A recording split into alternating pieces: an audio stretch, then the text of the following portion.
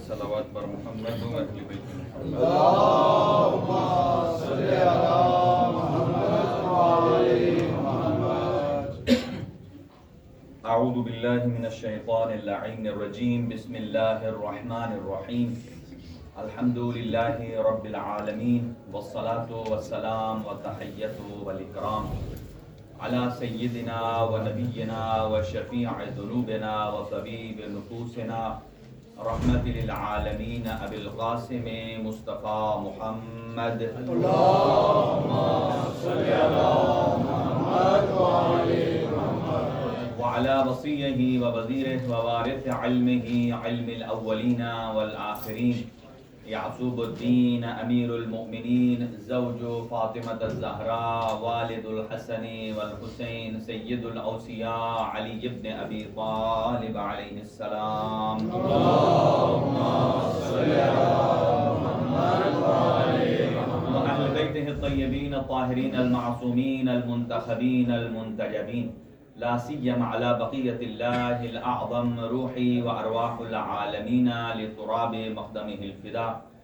عجل الله تعالى فرجه الشريف وسهل الله تعالى مخرجه الشريف. ولعنة الله على أعدائهم أجمعين من يومنا هذا إلى قيام يوم الدين. أما بعد فقد قال الله الحكيم في كتابه المتين. بسم الله الرحمن الرحيم. أتأمرون الناس بالبر والتقوى وتنسون أنفسكم صدق الله العلي العظيم. اللهم صل على محمد وعلى محمد. چند دعائیہ کلمات سے آغاز گفتگو ہے جب تک کہ لوگ جمع ہو جائیں. اللہ خداوند متعال ہم سب مومنین مومنات جتنے جملہ یہاں حاضرین ہیں سب کی توفیقات خیر میں اضافہ فرمائے اور جتنے مومنین درخواست گزار ہیں ان سب کے حوائج شرعیہ کو پورا فرمائے، مرحومین کے درجات بلند فرمائے. اور خاص طور سے قبلہ حیدری صاحب کی طرف سے آج تبرک کا اہتمام ہے. خداوند عالم ان کے والدین، ان کی فیملی کے سارے مرحومین، ان تمام جملہ مرحومین کو جوار شہدائے کربلا میں جگہ نصیب فرمائے اور پروردگار ان کو قبر میں ائمہ ہدیٰ علیہ السلام کی زیارت اور شفاعت نصیب فرمائے اور پروردگار جتنے مریض مومنین ہیں ان کو شفاء کامل و عاجل عطا فرمائے. خاص طور سے سید شمیم جیلی صاحب ہیں، برادر مہدی رضا صاحب، عابد کاظمی صاحب ہیں، شیخ محمد ضامن صاحب ہیں. ایک اور مومنہ نے درخواست دعا کی ہے، برادر یاسین صاحب کی ہمشیرہ ہیں. اور ایک اور مومن مریض ہیں، ایک عابد حسین مومن جن کے لیے درخواست کی گئی ہے. خداوند عالم ان تمام مومنین کو شفاء کلی عنایت فرمائے اور خاص طور سے جناب قبلہ اختر حیدری صاحب کو صحت اور تندرستی سے ہمکنار فرمائے. اور خداوند عالم ان کی بچی، ان کی نواسی بیمار ہے فروا، اللہ تعالیٰ کی ذات ان کو صحت اور تندرستی عطا فرمائے. اور آج کے اس تبرک میں ان کے ساتھ ان کی خواتین نے، ان کے فیملی نے تعاون کیا ہے. خداوند عالم ان سب کو ان کی توفیقات میں اضافہ فرمائے، ان کے گھر پر رحمتیں اور برکتیں نازل فرمائے، ہر قسم کی آفات ارضی و سماوی سے محفوظ اور مامون فرمائے. اس فیملی کے مال و رزق میں برکت عنایت فرمائے، جو سفر پہ ان کے سفر کو بے خطر فرمائے. ایک اور مومن ہیں، انہوں نے درخواست دعا کی ہے، مشکلات میں ہیں، پروردگار ان کی مشکلات کو آسان فرمائے. کہ کچھ عدالتی معاملات ہیں ان کے حق میں تمام فرمائے اور حجت خدا امام زمان اجل اللہ تعالی فرجہ شریف کا جلد از جلد ظہور فرمائے اور اس دنیا کو عدل انصاف سے پر فرمائے، ظلم اور بربریت کا خاتمہ فرمائے. اور جتنے نوجوان جنہوں نے درخواست سے دعا کی ہے انہیں خداوند عالم دنیا اور آخرت کے امتحان میں کامیاب و کامران فرمائے، والدین کی زندگیاں دراز فرمائے. جتنے بزرگان ہیں، جتنے اس ادارے کے معاونین ہیں جو حال حیات ہیں ان کی توفیقات میں اضافہ فرمائے اور جو اس جہان فانی سے جا چکے ہیں ان کے درجات بلند فرمائے. اور اپنی دعاؤں کی استجابت اور قبولیت کے لیے ایک بابا سے بلند صلوات. اللهم صل على محمد وعلى محمد. معجل فرجہم. حضرات سے گزارش ہے کہ پہلے جو بعد میں بیٹھے ہیں ان کو تھوڑا آگے تشریف لے آئیں تاکہ ہم گفتگو کو مسلسل کر سکیں. اور یہ کام جو بعد میں ہونا ہے پہلے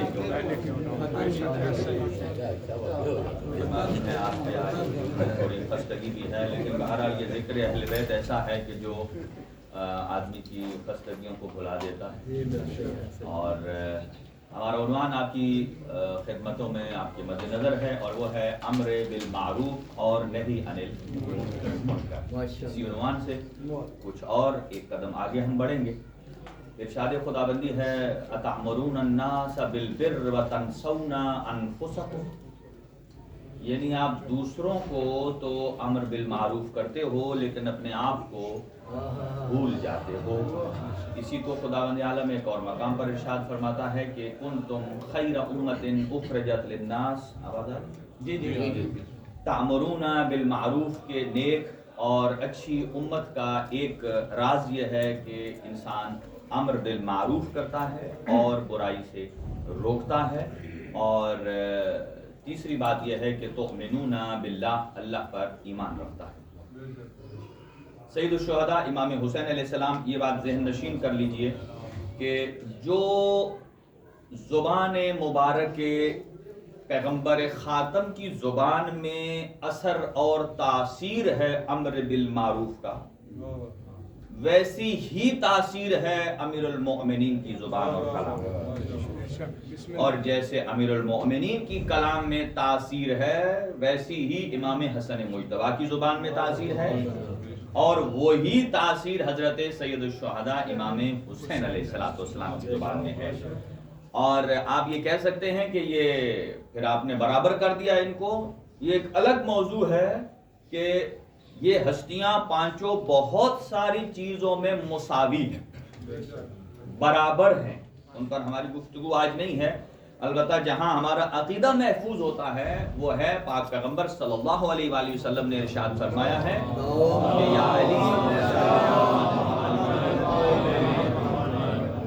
या अली अंत मिन्नी बेमंजिलते हारून मिन मूसा, आपकी मिसाल मुझसे वही है जो हारून को मूसा से है, इस फर्क के साथ कि ला नबिया बादी, कि मेरे बाद कोई नबी नहीं है। इसका मतलब यह है हुजूर सर्वर कायनात सल्लल्लाहु अलैहि वसल्लम के ऊपर नबुव्वतें तमाम हैं, रिसालतें तमाम हैं। अक्सर मैं कहा करता हूं कि हम खत्म नबुव्वत की कॉन्फ्रेंस नहीं करते, इसलिए नहीं करते चूंकि हम इमामत के कायल हैं। इमामत खुद दलालत करती है कि नबुव्वत तमाम हो चुकी है और इमामत का आगाज हो चुका है, ठीक है। और जो तासीर, इसीलिए अगर यूं भी ताबीर किया जाए कि सैयद शुहदा इमाम हुसैन का अम्र बिल मारूफ वही है जो सरकार दो आलम ने फरमाया, वही है जो अमीरुल मोमिनीन ने बयान फरमाया। एक जुमला याद रख लीजिए कि अदवार में फर्क हो सकता है। अदवार किसे कहते हैं? जमाना। कोई जमाना 10 साल पहले का है, कोई 20 साल, 50, 100 साल, कोई आने वाले 10-20 साल हैं। जमाने डिफरेंट हो सकते हैं, लेकिन इन अज़मिना में, इन जमानों में अगर मासूमीन तशरीफ लाते हैं तो मासूमीन की स्ट्रेटेजी एक ही होती है। मासूम की स्ट्रेटेजी में कोई फर्क नहीं आता है। जब कहा जाता है कि इमाम हसन मुज्तबा शहजादा अमन हैं और इमाम हुसैन अलैहिस्सलाम जो है वो शहजादा जंग कहा जाता है, वो जलाल में थे, कतअन ऐसा नहीं है। हुजूर सर्वे कायनात की नस से मुबारक है कि अल हसन वल हुसैन इमामान कामा औ कादा, ये तस्नीया का सीगा है कि हसन और हुसैन दोनों इमाम हैं। अगर कयाम करते हैं तो भी दोनों इमाम हैं, और अगर सुकूत और क़ुऊद करते हैं तो भी दोनों इमाम हैं। यानी दोनों की इमामत में कोई फर्क नहीं है। इसी तरह एक और इशारा करता चलूं कि जो आये मुबाहला है उसमें हर जगह एक एक शख्सियत है। हुजूर सर्वे कायनात तन्हा, अनफुसना में अली तन्हा, निसा आना में जनाब ज़हरा तन्हा, लेकिन जहां अबनाआना की बात आती है वहां एक नहीं है, वहां दो है। वहां एक नहीं है, वहां दो हैं। क्यों दो हैं? रिवायात में बयान किया गया है इसलिए कि बाकी जो तीन हैं उनका कोई मिसल नहीं है। आपने जुमले की गहराई को पाया नहीं है। बाकी तीन जो हैं उनकी कोई मिसल नहीं है। हुजूर सर्वरे कायनात जैसा दुनिया में कोई नहीं, जनाब सिद्दीका ताहिरा जैसा इस दुनिया में कोई नहीं, अमीर कायनात जैसा इस दुनिया में कोई नहीं है। لیکن حسنین کریمین کے لیے فرمایا ہے کہ یہ دو ایسے ہیں کہ حسن حسین کی مثل ہے اور حسین امام حسن کی نظیر ہے. اسی لیے یہاں بیان کیا گیا ہے. اس اعتبار سے تو سید الشہداء کے کلام کی جو تاثیر ہے وہ وہی تاثیر ہے جو سرکار دو عالم صلی اللہ علیہ وآلہ وسلم کی ہے. جو کہ دیگر مکاتب میں حدیث کے میننگ اور ہے، مکتب تشیع میں حدیث کھلی ہے. باقی یہ کہتے ہیں حدیث صرف حضور سرور کائنات کے کلام کو حدیث کہتے ہیں، لیکن مکتب تشیع میں ہم 14 معصومین کے کلام کو حدیث کہتے ہیں. دیکھیں ابھی ایک اسٹوڈنٹ اگر وہ کسی تھیسس پر کام کرنا چاہتا ہے، تھیسس پر کام کرنے کے لیے سب سے پہلے انہیں کیا چاہیے؟ سورس آف انفارمیشن چاہیے، بہت سارا ان کے پاس میٹیریل چاہیے، را میٹیریل چاہیے، جس کے اندر سے پھر وہ اپنے مطلب کے مطابق وہ سبجیکٹ موضوع کے مطابق سے پہلے آؤٹ لک بنائے گا، پھر ایک ایک مطلب کے حساب سے اس کو شارٹ لسٹ کرے گا. لیکن سب سے پہلے مٹیریل ہونا چاہیے. اب دیکھیے یہ مکتب اتنا اوپن کیوں ہے؟ حضور سرور کائنات، ایگزامپل دے رہا ہوں، حضور سرور کائنات کی احادیث ایک ایگزامپل ہے، مثلا وہ ہیں 100، ایگزامپل دے رہا ہوں. تو اگر جس آدمی کو جو یہ عقیدہ رکھتا ہے کہ صرف وہی حدیث ہے جو حضور سرور کائنات نے بیان فرمائی ہے، اس کے پاس کتنا مٹیریل ہے ریسرچ کے لیے؟ بولیے 100. لیکن جو کہتا ہے کہ 14 معصوم کی کلام اور آپ کی زبان سے نکلا ہوا ہر ایک لفظ حجت ہے، اس کے نزدیک اگر ہر معصوم کا 100 ہو، کتنے ہو گئے؟ 1400. اب مجھے بتائیے کہ وہ ریسرچ کا دائرہ کس کا وسیع ہے؟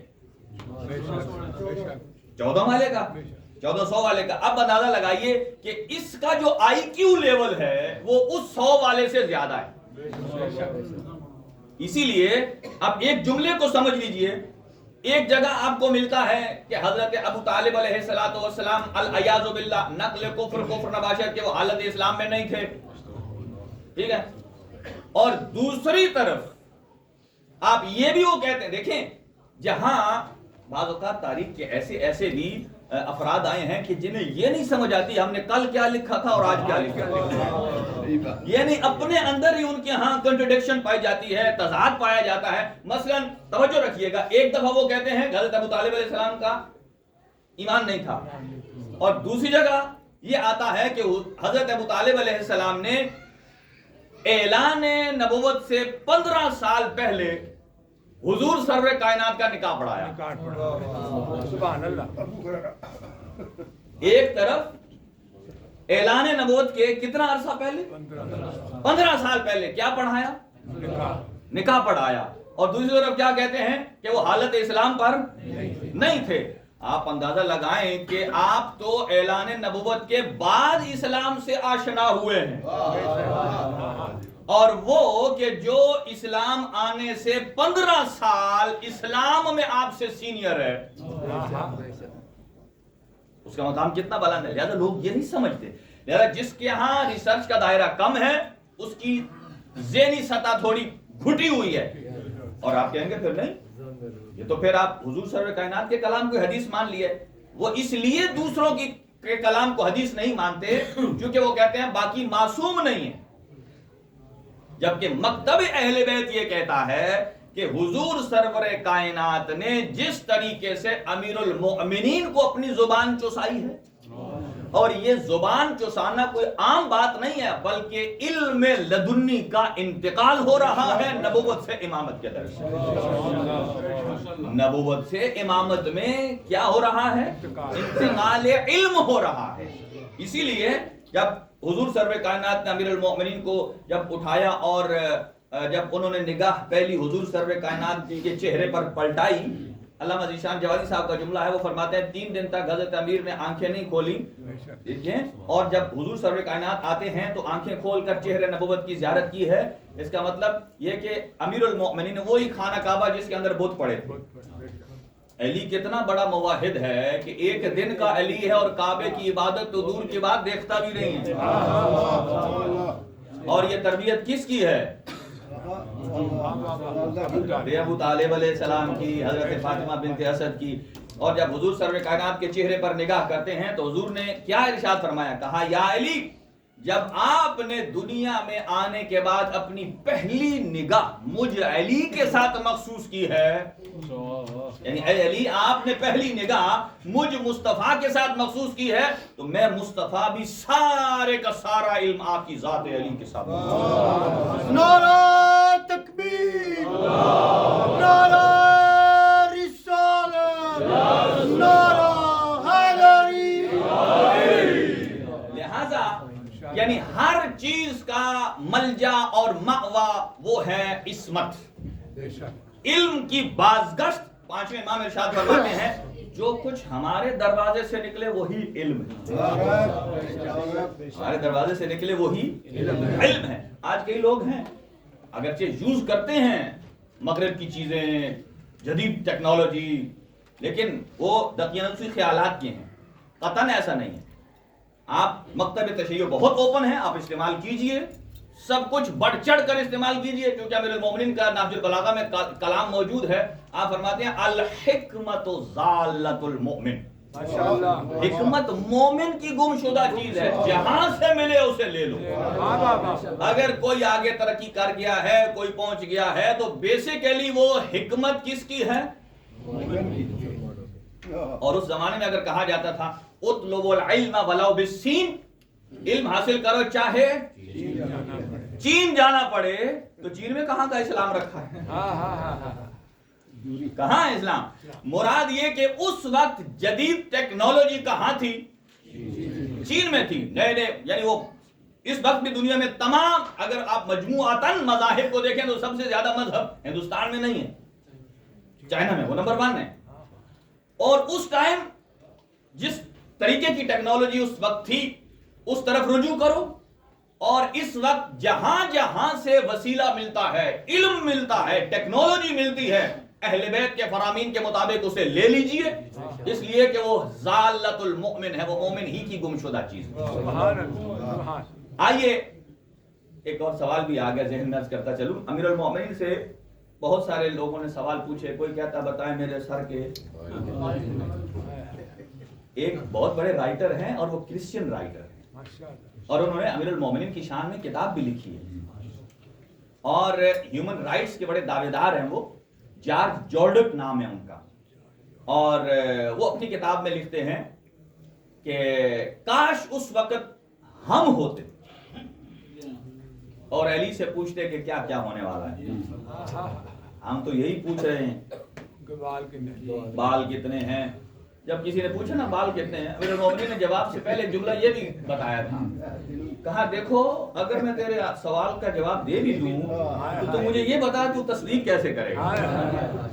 یہاں تو لوگ اگر 100 کی گڈی ایک مثلا نوٹ کی آ جائے تو وہ اگر ایک دفعہ گنے تو ایک دفعہ 99 ہو جاتے ہیں، ایک دفعہ 101 ہو جاتے ہیں، پھر مشین میں ڈالتے ہیں، مشین پر زیادہ بھروسہ ہے.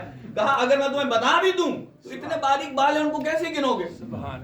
میں بھی کوئی بندہ کہے آج ترکی والے گن لیں گے. یہاں تک کہ جو وہاں ٹرانسپلانٹ کرانے جاتے ہیں ان کے پاس سسٹم موجود ہے. ٹھیک ہے چلو آج ہو سکتا ہے، تب مولا نے کہا تھا. ایک شخص آیا اور اس نے کہا یا امیر المومنین آپ مجھے بتائیے کہ دیکھیں پتہ نہیں 2-3 دن پہلے بھی میں نے کہا تھا کہ آپ جب صاحب العصر والزمان تشریف لائیں گے، اس کا مطلب یہ نہیں ہے کہ لوگ امام زمان سے صرف پوچھیں گے مولا میں یہ میری اس طرح نماز میں شک پڑ جائے تو میں کیا کروں، مولا اتنے پیسوں پہ خمس ہے یا نہیں، یہ حلال اور حرام مخلوط ہو گیا. یہ مسائل بہت سطحی سے مسائل ہیں.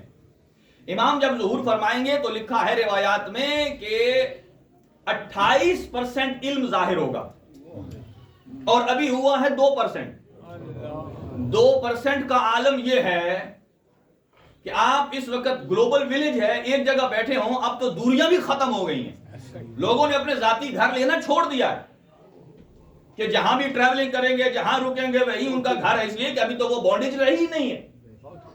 تو اس وقت صاحب العصر والزمان جب تشریف لائیں گے، یہاں تک جملہ ملتا ہے جب امام ظہور فرمائیں گے تو امام نہیں، آپ کے فالوورز جو حقیقی معنوں میں شیعہ صاحب العصر والزمان ہوں گے، وہ امام کے काफले में शमूलियत के लिए इरादा करेंगे तो पहला कदम यहाँ होगा और दूसरा काफला इमाम में। पहला यहाँ अलैहिस्सलाम आवाज़ बुलंद सलावत। पहला यहाँ दूसरा वहां। ऐसे ही अमीरुल मोमिनीन से किसी शख्स ने सवाल किया, उसने कहा या अली क्या आप बता सकते हैं कि कोई ऐसा अदद जिस पर 1 से लेकर 10 तक सारे अदद बराबर तकसीम हो जाए और कोई इशारिये में भी पॉइंट में भी आंसर ना आए, मुमकिन? मसलन एक अदद ले लें 60, 1 पे डिवाइड होता है, 2 पे होता है, 3 पे, 4 पे होता है, 5 पे, 6 पर होता है, 7 पे नहीं होता, 8 पे नहीं होता, 9 पर नहीं होता, 10 पे होता है। ये एक एग्जांपल है। उसने कहा अमीरुल मोमिनीन से कोई ऐसा फिगर बताइए कि जो 1 से लेकर 10 तक हर एक पर तकसीम हो। अच्छा भला हिसाबदान फंस जाए। हजरत ने फरमाया तुझे पता है 1 से लेकर 10 तक गिनती आती है? तवज्जो रखें। 1 से लेकर 10 तक गिनती आती है? कहता जी हाँ। फरमाया गिनो। वाहिद इस्नैन, अरबी में वाहिद इस्नैन सलासा अरबा खम्सा सित्ता सबआ समानिया तिस्आ अशरा। तवज्जो रहे। हजरत ने फरमाया बताओ इन 10 में से कौन सा ऐसा अदद है जिसके अंदर ऐन आता है? ऐन से अली। कौन सा ऐसा अदद है जिसमें ऐन आता है? वाहिदुन में आता है, इस्नैन में, सलासा, अरबा, अरबा में एक ऐन आ गया, खम्सतुन नहीं, सित्ततुन नहीं, सबअतुन ऐन, सबअतुन में ऐन आ गया, समानियतुन नहीं, तिस्अतुन आ गया ऐन, तिस्अतुन ऐन, तिस्अतुन ऐन आ गया, अशरतुन ऐन। तो गोया 10 में से कितने आदाद में ऐन आया? 4 में अरबाअतुन, उसके बाद 7 में सबअतुन, 9 में तिस्अतुन, 10 में अशरतुन। ये है 4, 7, 9, 10।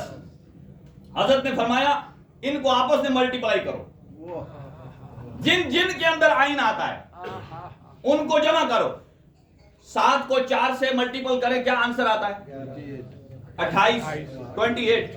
28 को 9 से करें 252, 252 को 10 से करें 2520। हजरत ने फरमाया ये 2520 ऐसा अदद है जो 1 से लेकर 10 तक में बराबर तकसीम होता है। कहा आका आपको कैसे मालूम है?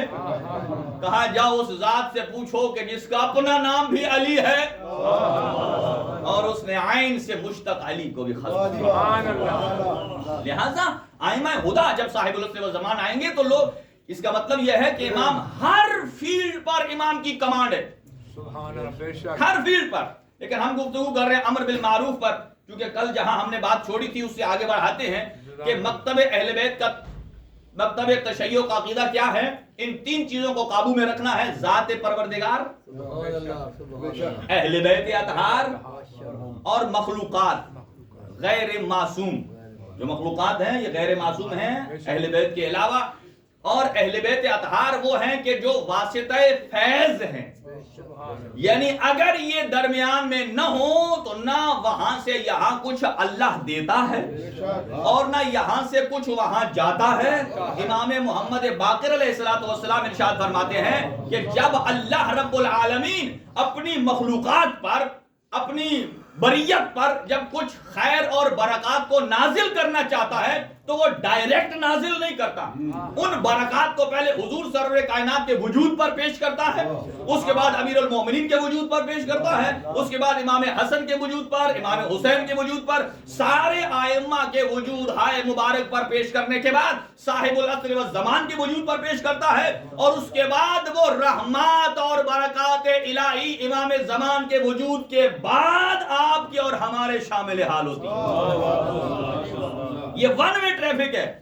अब डबल वे देख लीजिए, कहा यहां कोई भी मखलूक जब भी दुआ करती है, जब भी आप और हम दुआ करते हैं, हमारी दुआ डायरेक्ट बारगाह खुदाबंदी में नहीं जाती। कहा सबसे पहले अल्लाह रब्बुल आलमीन इमाम ज़मान के ऊपर पेश करता है, फिर 11वें आका पर, फिर 10वें आका पर, फिर 9वें आका पर, ये उनके लिए कि जो इनको आका को आका मानते हैं, फिर 7वें आका पर, फिर 6ठे पर, 5वें पर, 4थे पर, 3रे पर इमाम हसन, इमाम हुसैन अमीर कायनात, और फिर हुजूर सरवर कायनात की जात पर पेश करता है। कहा इन हस्तियों की जात पर पेश करने के बाद फिर वो आपकी और हमारी दुआ मलकूत आला में जाती है। इमाम मोहम्मद बाकिर फरमाते हैं अगर ये वासिता फैज न हो तो न आप तक रहमत और बरकत खुदा पहुंच सकती है और न आपकी दुआ बारगाह खुदा तक जा सकती है। लिहाजा ये है वासिता फैज, ये याद रखना है कि ये वास्ते फैज हैं, ना हम इन जैसे हैं और ना ये, ना जैसा ये अमर बिल मारूफ करते हैं हम वैसा नहीं कर सकते, जैसा ये नहीं अनिल मुनकर करते हैं वैसा हम नहीं कर सकते, ना ये हम जैसे और ना हम इन जैसे। एक मिसाल कुरान से अर्ज कर देता हूं। कुरान मजीद इरशाद फरमाता है वल्लाहु अखरजकुम मिन बुतून उम्महातिकुम ला तअलमून शैआ, कि हमने आपको शिकमहाए मादर से बाहर निकाला तो इस कैफियत और कंडीशन में था कि ला तअलमून शैआ, आपको कुछ नहीं आता था। और मिसाल यही है, हमारे यहाँ जो बच्चा पैदा होता है वो अब्बू सीखना, अम्मी सीखना तो बड़े अरसे के बाद सीखता है, पहले उसे कुछ भी नहीं आता, बिल्कुल ज़हन साफ है उसका। अगरचे साइंसदान ये कहते हैं कि 22 हफ्ते का बच्चा शिकम मादर में वो कैफियत को महसूस करने की सलाहियत रखता है, लेकिन बोल नहीं सकता। ला तालमून शैया, चूंकि इल्म तहसीली ये होता है जो ग्रेजुअली हासिल किया जाता है और अक्ल और शऊर के जरिए से हासिल किया जाता है। इसमें इंसान मुख्तलिफ चीजों को पहले वोकैबुलरी दिमाग में बैठाता है, फिर एक चीज को दूसरी से जोड़ता है, जिस इल्म मंतिक में गुफ्तगू होती है इसे इल्म तहसीली कहा जाता है, जो किसी कॉलेज में, स्कूल में, यूनिवर्सिटीज में हासिल किया जाता है, जहां टीचर्स पढ़ाते हैं, असातिज़ा पढ़ाते हैं, इसे इल्म तहसीली कहा जाता है। तो ये बाद में सीखता है, तालम ला तालमून शैआ, लेकिन अहले बैत अतहार इससे मुस्तस्ना हैं। कितनी मिसालें ऐसी हैं कि अहले बैत अतहार अलैहिस्सलातु वस्सलाम, हजरत ईसा अलैहिस्सलाम दुनिया में आते हैं, तीसरे दिन गुफ्तगू करते हैं। हजरत अमीरुल मोमिनीन शिकम मादर में है तो गुफ्तगू करते हैं। मादर कभी काबे की तरफ जाती हैं, कभी घर की तरफ जाती हैं।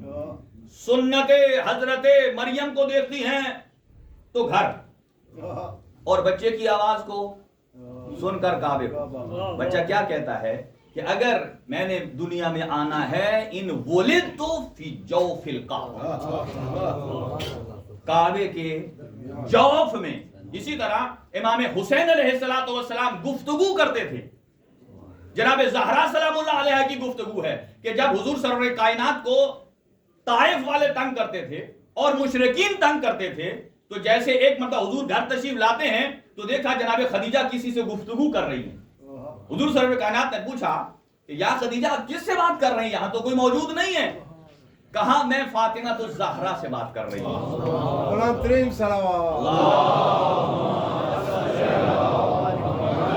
कहा जनाब ज़हरा, कहा क्या गुफ्तगू है जरा मुझे सुनाइए। कहा जब मैं परेशान होती हूं, दुनिया आपको अजियत करती है, मुशरिकीन आपको अजियत करते हैं, تو میں جب پریشان ہوتی ہوں، حزن اور ملال میں ہوتی ہوں، تو زہرا مجھے شکم میں تسلی دیتی ہے اور یہ جملات کہتی ہیں، یا اماں لا تخافی ولا تحزنی ان اللہ مع ابی، اے میری ماں آپ نہ گھبرائیے، نہ پریشان ہوئیے، نہ حزن و ملال کیجئے، اگر ساری دنیا میرے باپ کی مخالف ہو جائے ہمیں کوئی ڈر نہیں ہے، اس لیے کہ ان اللہ مع ابی، میرا خدا جو میرے بابا کے ساتھ ہے۔ نعرہ تکبیر، نعرہ رسالت، نعرہ حیدری۔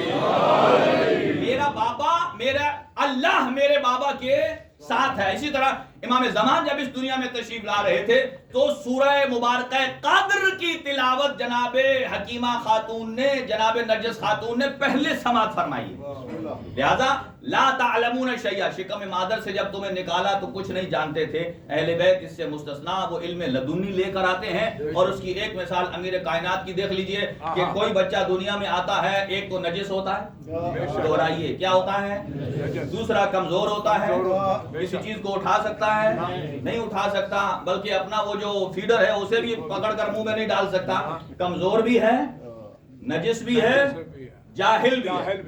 یہ تینوں عیب ہیں، تینوں عیب ہیں۔ جاہل ہونا عیب ہے، نجس ہونا عیب ہے، کمزور ہونا عیب ہے۔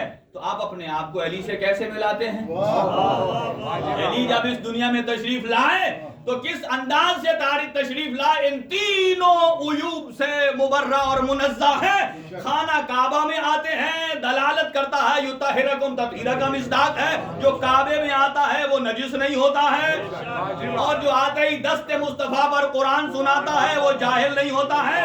اور 4 دن کا علی جب اجدر کے گلے میں انگوٹھا دے کر دو ٹکڑے کرتا ہے، بتاتا ہے یہ کمزور نہیں ہے۔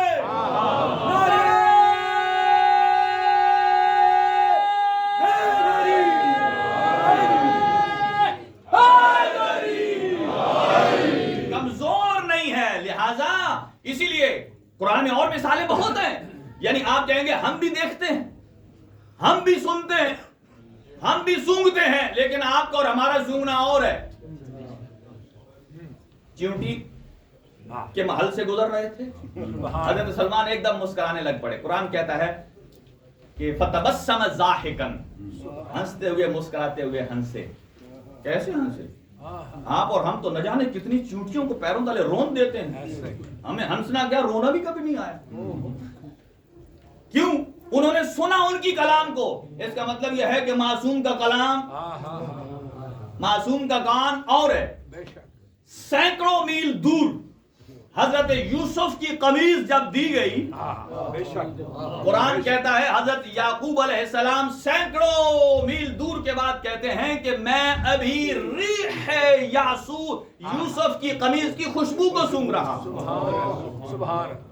اور حضرت ابراہیم علیہ السلام جب ملکوت کی سیر کرائے گی، زمین پر بیٹھ کر ملکوت کو دیکھ رہے ہیں، لہذا نہ قوت بصارت ان جیسی، نہ قوت سماعت ان جیسی، اور نہ ہی قوت اشمام ان جیسی۔ لہذا یہی فرق ہے، اہل بیت اطہار واسطہ فیض ہیں، اللہ رب العالمین سے لیتے ہیں اور ہمیں، اور اللہ نے انہیں ہماری ہدایت کے لیے بھیجا ہے، اور اسی لیے معصوم بنایا ہے کہ تاکہ ان کی اطاعت مطلقہ میں کسی قسم کا کوئی عیب نہ رہ جائے۔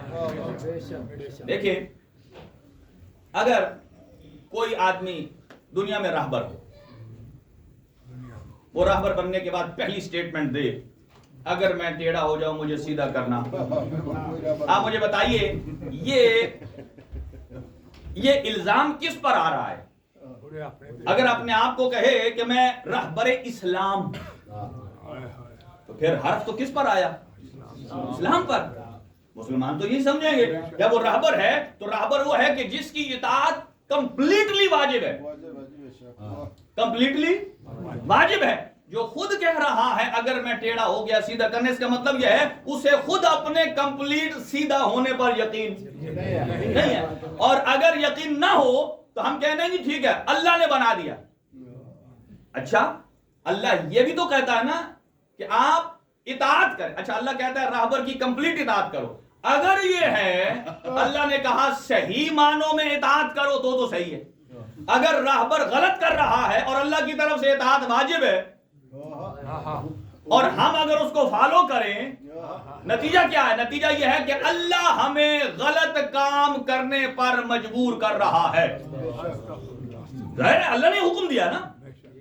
اس وجہ سے اللہ رب العالمین نے جو نمائندگان بھیجے ہیں وہ معصوم ہیں تاکہ ان کی زندگی میں کوئی جھول نظر نہ آئے. دنیا بہت باتیں کرتی ہے لیکن کسی نے اہل بیت اطہار علیہ السلام کی زندگی میں سے کوئی عیب نہیں نکالا. عصمت مطلقہ ہے. لہذا اللہ رب العالمین اسی لیے قرآن ارشاد فرماتا ہے وَلِلَّهِ الْأَسْمَاءُ الْحُسْنَى فَادْعُوهُ بِهَا وَذَرُوا الَّذِينَ يُلْحِدُونَ فِي أَسْمَائِهِ سَيُجْزَوْنَ مَا كَانُوا يَعْمَلُونَ کہ اللہ تک اگر جانا ہے تو ڈائریکٹ نہیں جا سکتے. للہ الاسماء الحسنى, اللہ کے کچھ خوبصورت نام ہیں, ان ناموں کے ساتھ اللہ تک جائیے. ان ناموں تک اللہ کے ساتھ جائیے. اور جب 11ویں آقا سے پوچھا گیا وہ خوبصورت نام کیا ہے, ایک جھلک کل بھی میں نے آپ کو دکھائی. انہوں نے کہا ھذا محمد الماخوذ من صفۃ الحمد, یہ نام خدا ہے, یہ اسم خدا ہے. للہ الاسماء الحسنى وھذا علی الماخوذ من صفۃ الالوہ وهذه فاطمہ الماخوذۃ من صفۃ الفاطر وهذان الحسن والحسین الماخوذان من صفۃ الاحسان. توجہ رہے, بعض اوقات اسماء دو قسم کے ہوتے ہیں. وہ نام جو کسی ذات کو ظاہر کرتے ہیں, وہ نام الفاظ کی شکل میں, وہ نام جو کسی ذات کو ظاہر کرتے ہیں, انہیں کہتے ہیں اسماء الالفاظ. کیا کہتے ہیں؟ اسماء الالفاظ. بعض اوقات الفاظ کی شکل میں نہیں ہیں, وہ ہیں اسماء ذات کہ جن کو دیکھ کر انسان اللہ کو پہچانتا ہے, جن ذوات مقدسہ کو دیکھ کر اللہ تک جاتا ہے. تو گویا اسماء دو قسم کے ہیں, ایک اسماء لفظی اور ایک ہے اسماء وجودی. اسماء لفظی قرآن ارشاد فرماتا ہے هو اللہ الخالق البارئ المصور لہ الاسماء الحسنى. یہ اسماء لفظیاں ہیں جو بتاتے ہیں کہ وہ اللہ ہے, وہ خالق ہے, باری ہے, مصور ہے. لیکن اہل بیت اطہار کی وہ ذوات ہیں, یہ ہیں اسماء ذوات, یعنی وہ ہستیاں کہ جن کے ذریعے سے انسان اللہ تک پہنچتا ہے. یہ ہیں وہ ہستیاں. لہذا اہل بیت اطہار ہیں واسطہ فیض. لہذا نہ تو اہل بیت کو اس مقام پر رکھنا ہے جو ذات واجب کا مقام ہے.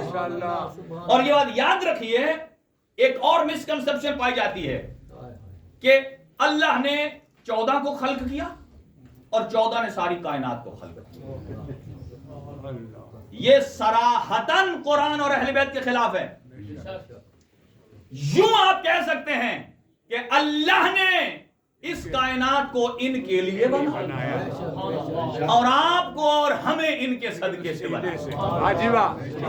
حدیث کے سامنے آپ یہی پڑھتے ہیں نا کہ یا ملائکتی و یا سکان سماواتی انی ما خلقت سماعا مبنیا ولا ارضا مدحیا. پورے حدیث قصہ ہے الا فی محبت ہؤلاء الخمسۃ الذین هم تحت القصہ. اللہ فرماتا ہے کہ میں کبھی آسمان کو شامیانہ نہ بناتا, کبھی زمین کو بچھونا نہ بناتا, کبھی سمندروں میں پانی نہ چلاتا, کبھی پانی کی دوش پر کشتیاں نہ چلاتا. میں نے سب کچھ کیا ہے تو ان 5 کے لیے. سبحان اللہ. بابا سے بلا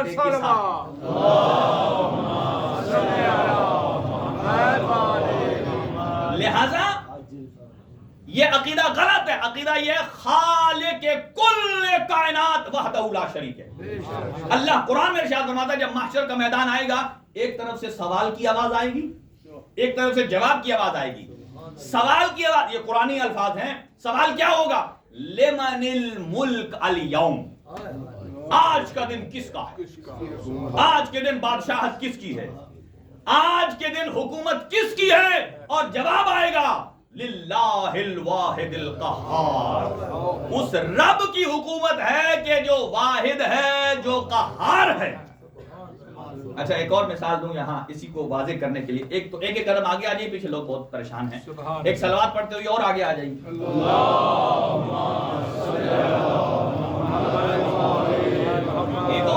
पढ़ते हुए आगे आ जाइए लोग।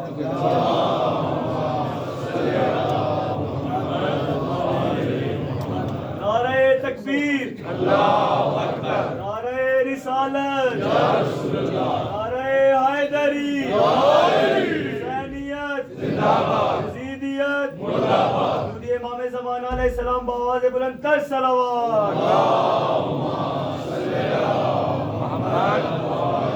आज इस तरफ नहीं जाना, सिर्फ थोड़ा सा इस मतलब को खोल कर आगे बढ़ता हूं। देखिए, ये जितने नई नई प्रोडक्ट आ रही हैं, हर साल नया वर्जन आता है और हम उसको क्या समझते हैं? हम समझते हैं कि अपग्रेड हो रहा है। असल ऑपोजिट है। हम समझते हैं, खुश होकर नया मोबाइल लेते हैं ना, ओ जी मैंने ये ले लिया, मैंने ये ले लिया। हकीकत में हम ये कहते हैं कंपनी ने नया माल दिया, बेसिकली उलट है। हर साल वो एक मर्तबा फिर अपनी कमी और नक्स और ऐब का एतराफ करते हैं।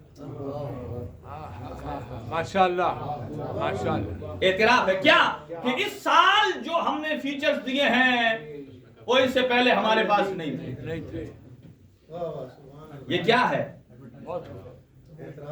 एतराफ है, कमजोरी है ना, नक्स और ऐब है। अच्छा, आप आईफोन ले लीजिए, जब पहला बना था तो पता है कितना था, और अभी कितना, रफ्तार में भी, उसके अंदर सारे फीचर्स में तब्दीली, तो दिन ब दिन तरक्की आ रही है। अच्छा, इसका मतलब ये है कि एक दफा ये रुक क्यों नहीं जाते कि बस एंड हो गया, तमाम सब कुछ हमने दे दिया, इसलिए उनके बस में है नहीं। वो खुद नाकिस हैं। जो खुद फाकिदु शय हो, नाकिस है, वो कैसे दावा कर सकता है मैं कमाल हूं? तो हर साल इसका मतलब है नक्स से चले आहिस्ता आहिस्ता ऐब दूर करते करते करते करते हम तरक्की पा रहे हैं। ठीक है, जैसे जैसे हम ऊपर जा रहे हैं, तरक्की की अफवाह नारा लगाकर बुलंद जा रहे हैं। यह है मखलूक की सलाहियत।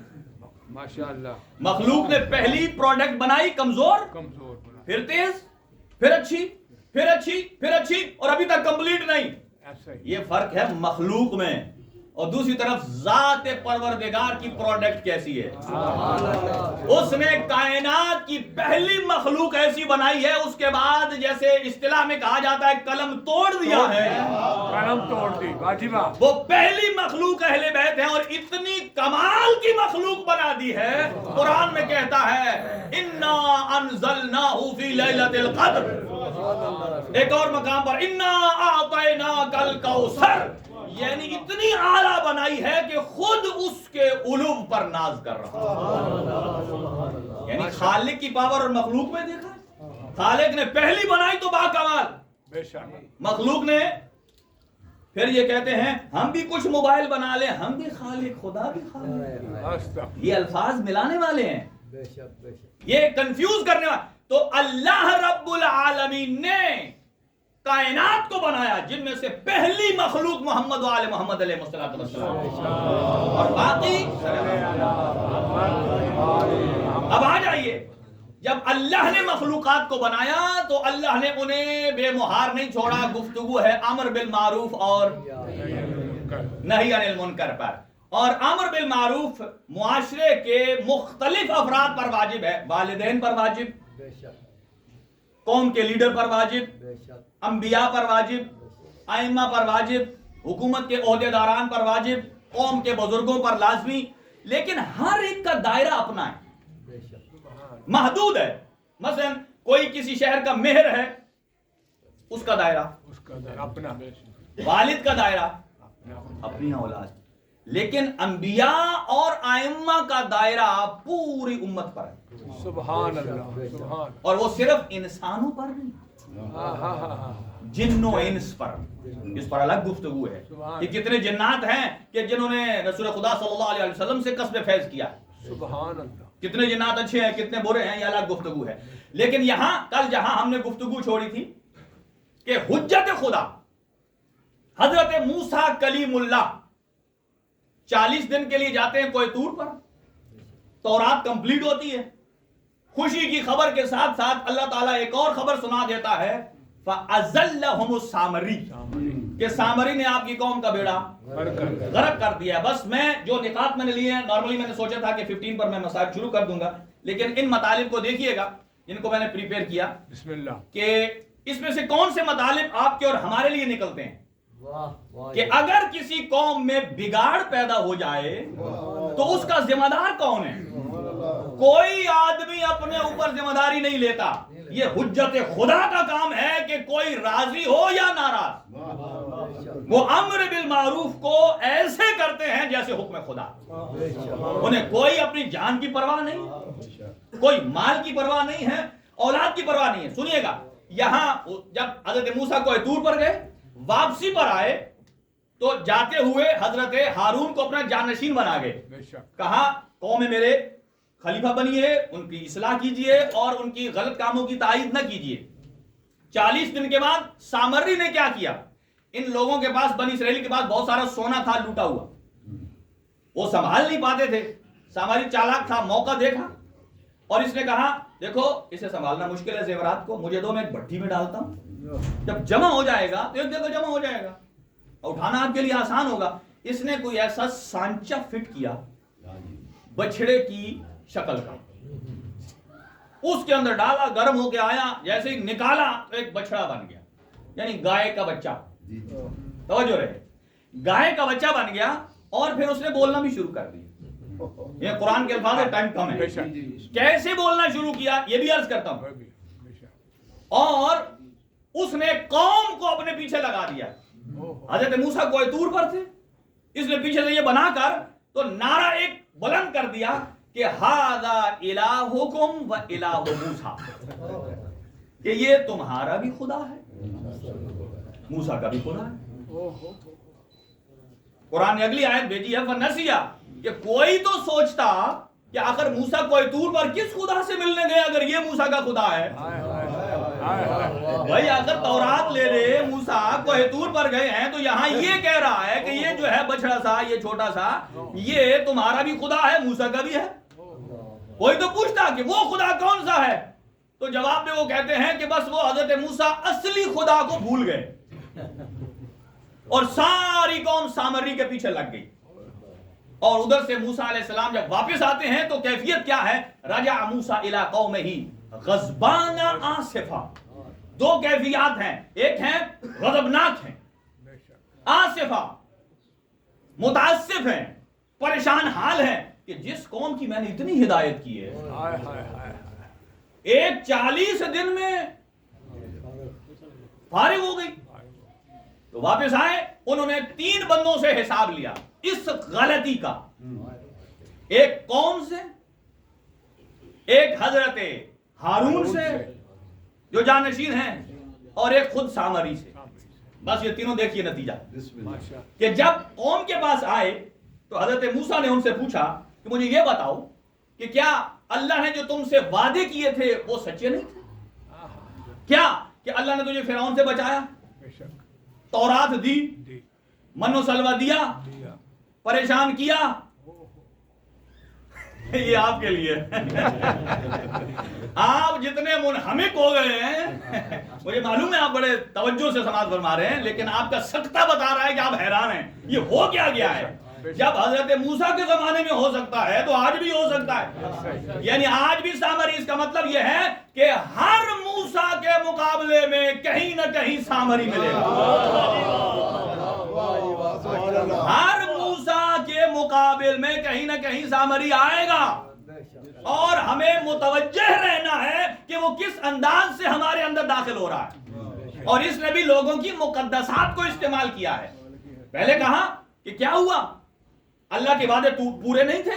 دوسرا سوال حضرت موسیٰ نے کیا، وقت کم ہے، کہا کہ کیا یہ 40 دن کی مدت کوئی زیادہ تھی؟ جیسے ہم تعجب کے انداز میں کہتے ہیں صرف 40 دن، یار وہ 40 سال تو گزارتے یار، اتنی تبلیغ کی تھی، 40 دن میں اگلا آیا اور رگڑ کے چلا گیا. یعنی انہوں نے پوچھا نہیں. اور تیسرا انہوں نے کہا کیا تم نے میرے امر کی مخالفت کر کے غضب خدا کو دعوت دی؟ اس کا مطلب یہ ہے کہ معصوم کے فرمان سے حکم عدولی کی جائے تو یہ غضب خدا کو دعوت ہے. بھڑکا دیتا ہے. توجہ رہے. اور جیسا ہی وہ آئے اور انہوں نے پوچھا تو یہاں کسی نے لکھا کہ غصے میں آنا تو بری صفت ہے، جبکہ قرآن کہتا ہے اپنی ذات کے لیے غصے میں آنا بری ہے، لیکن غیرت دینی کے لیے غصے میں آنا یہ قابل مذمت نہیں ہے. یہاں لوگ اپنی فیملی کی غیرت کے لیے پتہ نہیں کیا کچھ کر دیتے ہیں، سمجھ رہے ہیں نا، اور دین کی غیرت پر دھجیاں اڑتی رہیں، کسی کے کان پر جوں بھی نہیں رینگتی ہے. لوگ صرف یہی کہتے ہیں ہونے دو یار، میں تو بچا ہوا ہوں نا. ایسا قطعاً نہیں ہے. اور دوسرا جملہ، اور جب ان گناہگاروں سے پوچھا کیوں بھائی تم نے کیوں ایسا کیا، وہ فٹافٹ ہاتھ کھڑے کر دیے. انہوں نے کہا نہیں اس میں ہمارا کوئی قصور نہیں ہے. فَأَخْلَفْنَا سامری، یہ سامری کا گڑبڑ ہے، یعنی کوئی آدمی اپنے اوپر قصور لینے کو تیار نہیں ہے. اور دوسرا جملہ، اور انہوں نے کہا کیا کیا، اس نے کہا جو ہمارے پاس مال رکھا تھا، یہ قرآن کہتا ہے من زینت القوم، وہ جتنا مال تھا سونا وہ حلال کا نہیں تھا، وہ ڈاکے کا مال ہے، چوری کا مال ہے، وہ رکھا ہوا تھا. اب اسے چھپا نہیں سکتے تھے، اتنا زیادہ ہو گیا. اور اس نے کہا لو میں آؤ تمہیں ایک طریقہ بتاتا ہوں. تو قرآن یہ بیان کرتا ہے چونکہ حرام کا مال تھا تو گیا بھی اس کام میں کہ جس کا نتیجہ حرام ہے. چونکہ لوٹا ہوا مال تھا، اس سونے کو ڈھالا، سامری بنا دیا، گویا خدا بنا دیا، اور خدا کی عبادت جو کرے گا وہ حرام ہے. لہذا حرام کا مال جاتا بھی جتنا جلدی آتا ہے اتنا جلدی جاتا ہے. اور اگلی بات فَكَذَلِكَ أَلْقَى السَّامِرِي، توجہ بچے کا ذرا خاموش کیجئے. کہا کہ القى السامری، کمزور ایمان والے جلدی متاثر ہوتے ہیں. جن کا ایمان کمزور ہوتا ہے وہ فوراً متاثر ہو جاتے ہیں. ہاں جی، جیسا کہ آج بھی بہت سارے سامری موجود ہیں. مجھے اتنا بتائیے کیا امام زمانہ نے اپنے جانے کے بعد غیبت کا نظام دیا یا نہیں دیا؟ کیا نائبین بنائے یا نہیں بنائے؟ کتنا عرصہ چلے؟ 70 سال. یہاں تو ماں بچے کو 10 دن چلنا سکھائے، آگے سے خود چل پڑتا ہے. امام زمان نے 70 سال اپنی قوم کا ہاتھ پکڑ کر نواب خاص کے ذریعے چلایا اور یہ نظام دیا کہ دیکھو 70 سال میں نے چلا دیا ہے، آگے یہی غیبت کا نظام ہے. شرط یہ ہے ان 70 سالوں میں نے نامینیٹ کر دیا ہے، اس کے بعد نام نہیں ہے، صفات ہیں. سبحان اللہ سبحان اللہ. کہ جس میں من کان من الفقہاء صائنا لنفسه مخالفا لہواہ مطیعا لامر مولاہ، فرمایا میرے جانے کے بعد وہی دین کا ذمہ دار ہے جو اپنے نفس کی مخالفت کرتا ہے، حلال محمد کو حلال سمجھتا ہے، حرام محمد کو حرام سمجھتا ہے، وہ فقیہ ہے، تقرب الی اللہ کی منزل پر آتا ہے، متقی اور پرہیزگار ہوتا ہے. فرمایا فَلِلْعَوَامِ أَن يُقَلِّدُوا، عوام کو چاہیے کہ اگر چاہتے ہیں سامری سے بچے تو رہبر کی اطاعت کرے. نعرہ تکبیر، نعرہ رسالت، نعرہ حیدری. دیکھیے آج آپ ہر چیز میں کسی کی پیروی کرتے ہیں، چاہے آپ کسی بھی علم میں چلے جائیں. اتنا غریب ہیں تو صرف دین ہے، یعنی دین کا کوئی والی وارث نہیں ہے. آپ سوچئے تو صحیح، یعنی دنیا میں سب سے سستی اور غریب چیز وہ دین ہے. جتنے بندے اتنی دین، جتنے بندے اتنے دین. اور کہتے کیا ہیں؟ یہ بات مجھے پسند آئی. اسے کہو کہ دین آپ کی اور میری پسند ناپسند کا نام نہیں ہے، دین نام ہے علی کی پسند اور ناپسند.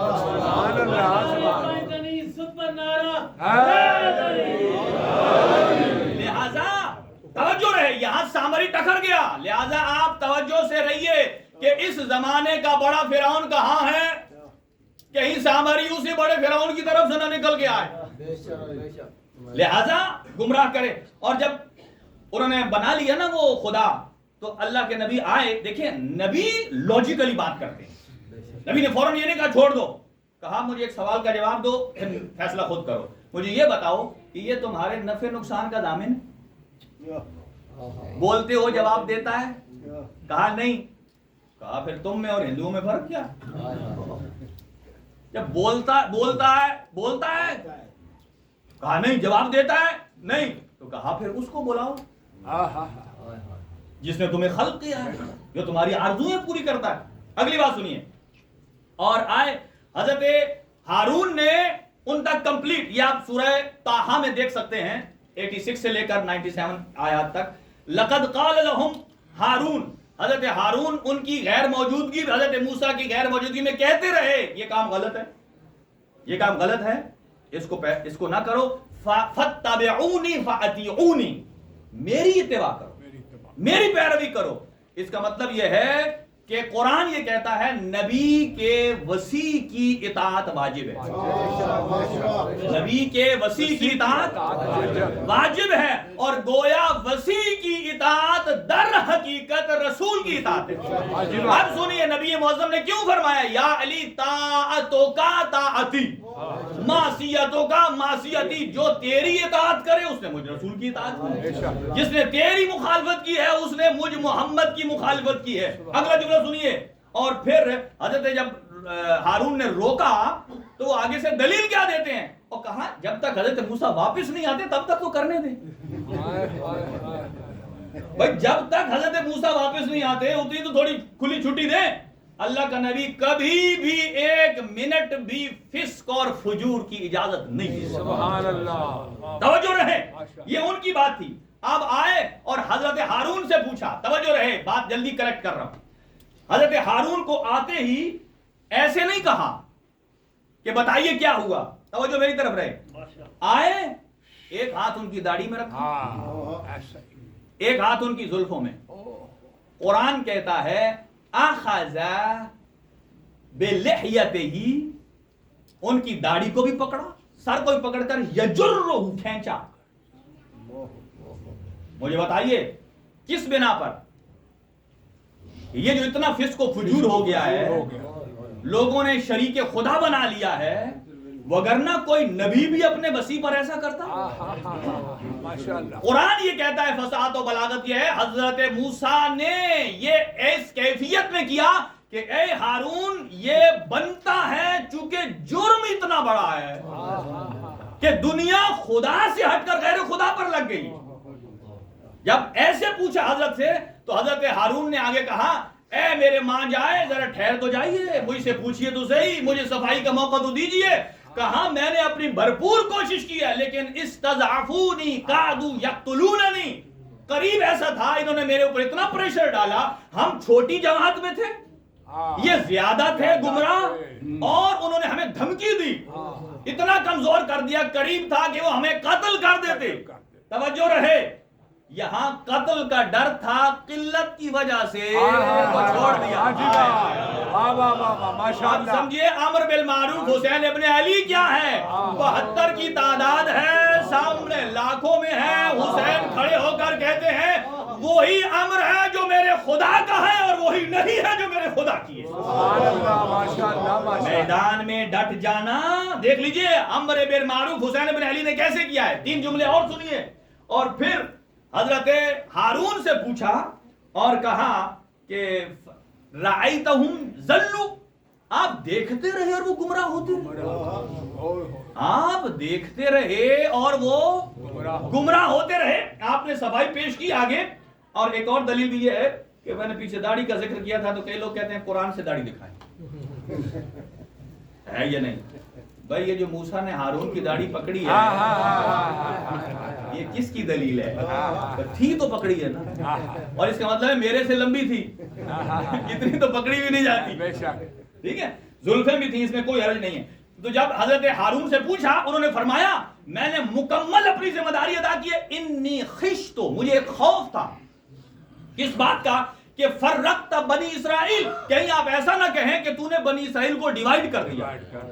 اس کا مطلب یہ ہے کہ حضرت ہارون تفریق کے خوف سے بچے، لیکن حسین ابن علی کس انداز سے کربلا میں وارد ہوتے ہیں، روایات میں لکھا ہے کہ روز عاشور حسین ابن علی یوں وارد ہوئے، لوگ اگر کوئی پوچھتا من اشجع العرب، کوئی پوچھتا کہ سب سے بڑا شجاع کون ہے تو وہ کہتے حسین ابن علی۔ اب آ جائیے آخری پیرا، اب सामरी से पूछा, उसे कहा फमा खतबो का या सामरी, तू मुझे बता तुझे क्या हुआ, तूने क्या किया। अब सुनिए उसकी झूठी दलील जिसे कुरान मजीद ने पेश किया है। और वो कहता है मैंने तो कुछ भी नहीं किया, बस इतना किया कि जब आपका लश्कर आगे था दरिया नील फटा। तवज्जो है मेरी तरफ, सुभान अल्लाह, आप आगे आगे थे, आपका लश्कर पीछे। ये सामरी हजरत मूसा के फॉलोअर्स में से था। कुरान ये कहता है, वो ये कहता है कबज़ तो कब्ज़तन, मैंने जो आगे आगे रसूल जा रहा था, कबज़ तो कब्ज़तन मिनर रसूल, मिन असर रसूल, कि जो हजरत मूसा की आगे रहनुमाई कर रहा था घुड़सवार, उसके घोड़े के सुम के नीचे से मट्टी उठाया। आयत कुरानी है, घोड़े के सुम के नीचे से। यहां दो तफसीरें हैं, या तो हजरत मूसा के घोड़े के नीचे से, या वो जो हजरत मूसा की रहनुमाई कर रहा था। वो कौन हजरत मूसा की रहनुमाई कर रहा था, उसके सुम के नीचे से उठा ली। कहा क्या किया, कहा फिर औरों को नजर नहीं आई। वो खुद कहता है बसर तो बिमा लम यबसुर, उसके अंदर मैंने वो देखा जो किसी और ने नहीं देखा। वो कहता है इसका मतलब यह है कुछ मारिफत तो थी इसको, बेशक कि जो मैंने देखा है किसी और ने नहीं देखा। दूसरी तफसीर ये है कि आगे कुरान की आखिरी हिस्सा आयत का बताता है, ये कहता है मुझे ये चीज भली लगी है, अच्छी लगी है, मेरे जहन की इख्तिरा है। इसने दूसरे लोगों को घेरना चाहा कि जो मैंने देखा वो तुमने नहीं देखा। और इसने कहा जब वो बछड़ा बनाया उसके अंदर मट्टी डाली और वो बोलने लगा। ये कहता मैंने मट्टी डाली और वो बोलने लग पड़ा। हजरत मूसा अलैहिस्सलाम ने कहा अच्छा वो बोलने लग पड़ा, हत्ता कि वो उससे बोला नहीं था, उसने उसमें सुराख इस अंदाज से कर दिए थे जैसा कि यहाँ वो सीटी विसल उसके अंदर जो होते हैं, पहले उसके अंदर छोटी सी गिटक होती थी, अब खत्म, अब दो सुराख इस अंदाज से करते हैं कि जैसे हवा इधर से गुजरती है तो विसल बजती है। उसने इस अंदाज से सुराख कर दिए थे जैसे ही हवा पास होती है तो आवाज आती है गाय की शक्ल की। उन्हें कहता है कि ये देखो ये अल्लाह है, ये बोल रहा है। और चलो एक और जुमला यहां अर्ज कर देता हूं कि यहां इसकी नफी की गई है। हजरत मूसा अलैहिस्सलाम ने उसे कहा अच्छा तूने जो ये खुदा बनाया है, कुरान ये कहता है आखिर के अल्फाज ये हैं लनुहर्रिकन्नहु व लननसिकन्नहु, कि हम इसे जला देंगे और इसकी राख को दरिया में बहा देंगे। नतीजा कुरान ये बताता है अल्लाह के मुकाबले में जहां से शिर्क सर उठाता है अल्लाह कहता है हम उसे जला देंगे, उसकी राख दरिया में बहा देंगे। यानी हमारे रहबरान जहां जहां मौजूद है वहां शिर्क का नामो निशान नहीं रहेगा। लिहाजा अब यहां देखिए, वहां वो कहता है मैंने एक मुट्ठी मट्टी की उठाई, इसके अंदर डाला, बसर तो बिमा लम यबसुरू, ये उसकी इख्तिरा थी। लेकिन रिवायात में आइए मासूम इरशाद फरमाते हैं जब आपकी औलाद पैदा हो उस मट्टी में और खाके करबला में कितना फर्क है। कहा जब बच्चा पैदा हो हन्नकू औलादकुम बितुरबतिल हुसैन, जब बच्चा पैदा हो तो पैदा होते ही उसे खाके करबला की घुट्टी खिलाओ ताकि पहले दिन से उसका रिश्ता करबला से मिल जाए, पहले दिन से वो ऐसे को फॉलो करे कि जिसने उलूहियत का प्रचार किया। वक्त तेजी से चला गया है और बाकी गुफ्तगू इंशाअल्लाह कल। हजरत शहजादा कासिम आपके ज़हन आमादा है, आज वक्त फिर थोड़ा रह गया। हजरत इमाम हसन मुजतबा को जब जहर मिला, आपकी सीने के जिगर के टुकड़े जब कट कट के बाहर निकल रहे थे ना, इमाम हुसैन ने जब गिरिया शुरू किया, कहा भैया आप क्यों गिरिया कर रहे हैं? कहा ये आपकी हालत जार रुला रही है, जिगर के टुकड़े। कहा मेरे तो जिगर के निकल रहे हैं ना, तेरे जिगर पारे कटेंगे। और एक मर्तबा जब तकलीफ महसूस हुई, कहा मुझे लिटा दीजिए। इतने में शहजादा कासिम आते हैं और अपने बाबा के सीने पर लेट जाते हैं। जैसे ये देखा, एक मर्तबा बीबी में फरमा आई और कहा ए मेरा बेटा कासिम, आपके बाबा तकलीफ में हैं, बाबा के सीने से उतर आइए। इमाम हसन ने फरमाया उम्मे फरवा अभी कासिम को लिपटने दीजिए, मुझे कासिम से अपने सीने में ठंडक महसूस हो रही है। न जाने किस मंजर पर निगाह थी हसन मुजतबा की। और फौरन एक मर्तबा جب کہا نا پھر وصیتیں بھی کچھ کی اور کہا اے ام فروا جب میرا حسین کربلا جائے میرے قاسم کو ضرور ساتھ بھیجیے گا. اور پھر ایک تعویذ لکھا وہ قاسم کے بازو میں باندھا. دیکھیے دنیا تعویذ لکھتی ہے کوئی مریض ہو تو شفا کے لیے, کوئی بیماری ہو صحت کے لیے. آل محمد کا وتیرہ ہے تعویذ لکھ رہے ہیں قربانی کے لیے, وجود کو پیش کرنے کے لیے. کہا قاسم کے اوپر جب مصیبت آ جائے تو اسے کھول کر دیکھے اس کے اندر حل موجود ہے. جب مظلوم کربلا نے کربلا کی طرف سفر اختیار کیا تو بی بی فروا نے کہا میں آپ کے ساتھ جاؤں گی, میں نے وعدہ کیا تھا مولا حسن سے قاسم کو ساتھ لے کر جاؤں گی, لہذا وہ ساتھ لے کر آئے. شب عاشور آئی, ایسے آمادہ کیا, کہا اے میرا بیٹا قاسم دیکھ میرے سفید بالوں کی لاج رکھنا, مجھے اپنی دادی فاطمہ الزہرا سے شرمندہ نہ کرنا, اور میدان میں جانا ایسے لڑنا کہ حسن ابن علی لڑ رہے ہیں, لیکن اور وعدہ کرو کہ جب پانی پر نظر پڑے تو پانی پینا نہیں ہے. اور یہ وہ شہزادہ ہے کہ جیسے ہی روز عاشور نمودار ہوا ہے تو فوراً امام حسن حسین کے پاس آتے ہیں, آقا مجھے اذن بغا دیجئے. فرمایا تو میرے بھائی کی نشانی ہے. جب ہر دفعہ کہتے, ایک مرتبہ جناب ام فروا نے دیکھا خیمے کے اندر اپنے زانوں پر سر رکھا ہوا ہے اور گریہ کر رہے ہیں. کہا کیوں؟ کہا میرے چچا اجازت نہیں دے رہے ہیں. ایک مرتبہ بی بی ام فروا گئی, دو روایتیں ہیں, کہا کہ اے آقا کیا دین اسلام میں بیوہ کی قربانی جائز نہیں ہے؟ آج تو کمال اللہ. اور دوسرا کہا اے قاسم آپ کے بابا نے وصیت کی تھی ذرا بازو کا تعویذ تو کھولو, اس سے بڑی کوئی مصیبت نہیں ہے. جیسے ہی کھولا اور اس کے اندر جو تحریر لکھی تھی امام حسن نے, یہ جملے موجود تھے, یا بنیا اے میرے بیٹے اذا وجدتک امک الحسین عطشانا غریبا فریدا, جب اپنے چچا حسین کو اکیلا اور تنہا دیکھنا اور اسے پیاسا دیکھنا, میری طرف سے اپنے چچا پر قربان ہو جانا. اب حسن اب قاسم مسکرائے, جلدی سے اس خط کو لیا اور اپنے چچا کے پاس آئے. کہا چچا اب تو آپ مجھے نہیں روک سکیں گے نا؟ کہا کیوں؟ کہا یہ تحریر دیکھیے, یہ میرے بابا نے لکھی ہے. امام حسین نے جب تحریر کو دیکھا چوما, آنکھوں سے لگایا اور ایک مرتبہ مدینے کا رخ کر کے کہا میرا سلام میرے بھائی حسن پر, تو جس نے مظلومیت میں مجھے یاد رکھا. روایت بتاتی ہے اب امام حسین نے گریہ کرنا شروع کر دیا اور ادھر قاسم ہے, چچا بھتیجے نے ایک دوسرے کی گردن میں بازو ڈالے ہیں. علامہ کاشی کہتے ہیں اتنا گریہ کیا کہ دونوں غش کھا کے ایک ادھر گر گیا اور دوسری طرف گر گئے. عزاداروں جیسے ہی افاقہ ہوتا ہے, کہا عباس ذرا ایک زرہ لائیے. عباس زرہ پہ زرہ لاتے جا رہے ہیں, قاسم کو کوئی زرہ پوری نہیں آ رہی ہے.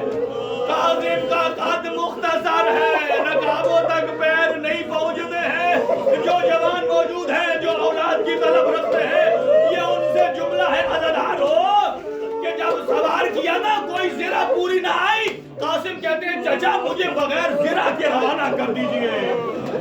آپ جانتے ہیں نا زرہ کا کیا کام ہوتا ہے, وہ تیر روکتی ہے, تلوار روکتی ہے, اور اگر آدمی گر جائے تو گھوڑوں کے سموں سے محفوظ رہتا ہے. اب ادھر جب سوار کر آیا خود امامہ باندھا, گردن کے پیچ کھول دیے اور بٹن کھول کر کے سامنے قمیض کو پھاڑ دیا. کہا اے چچا یہ کیا کر رہے ہیں؟ کہا تو میرے بھائی کی نشانی ہے, تو یتیم ہے, یتیموں کا لباس پھاڑا جاتا ہے. اب الحافظ و الحفیظ کی صداؤں میں جب میدان میں روانہ کیا, اجرکم علی اللہ, اپنی آوازوں کو تھوڑا سا بلند کیجئے. ایک جملہ ہے, اب جب ازرق نامی پہلوان کے ساتھ بچوں کو مار دیا نا, اب جب وہ خود آیا, اب جب اسے دیکھا جو 1000 کے مقابل میں آتا تھا, امام حسین نے دستے دعا دراز کیے, کہا اے اللہ وہ 1000 کا ایک میرا قاسم 3 دن کا بھوکا پیاسا. جب